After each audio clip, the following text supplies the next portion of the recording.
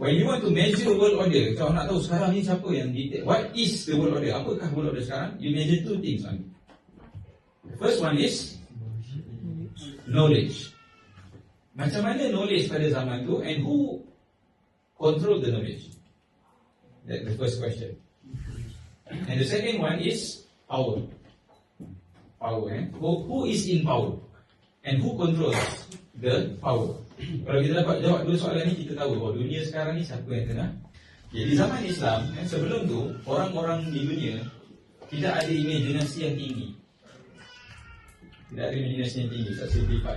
Tapi bila Al-Quran datang kepada umat Islam, hatta datang kepada sahabat, ayat-ayat Quran, dia unlock new imagination. People start to think in a way, atau start to see things in a way they have never seen. Allah kata, farji'il basar. You patah balik tengok, and then tengok balik. And then you fikir, tengok balik, and then tengok balik. Apa benda yang sedang berlaku? Kalau kita pernah buat eksperimen, bila kita buat observation, berapa kali kita kena ambil reading. Kita belajar tu, kita kata, oh inilah scientific procedures, betul tak? Datang dari mana sebenarnya ni? Maknanya tengok banyak kali untuk keluarkan something yang right. Actually datang daripada ayat ni.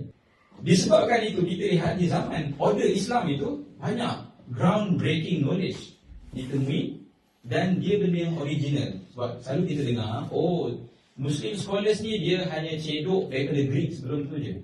Ni pun kalau siapa yang suka sains, dia akan argue macam ni lah. Kata, oh tak adalah, Aristotle yang faham dulu kan, and then Ibn Rushd belajar daripada Aristotle. Dia just continue je apa yang orang dah jumpa. Actually sebenarnya banyak yang disorok daripada kita bahawa banyak penemuan scholars of Muslim ialah something yang original.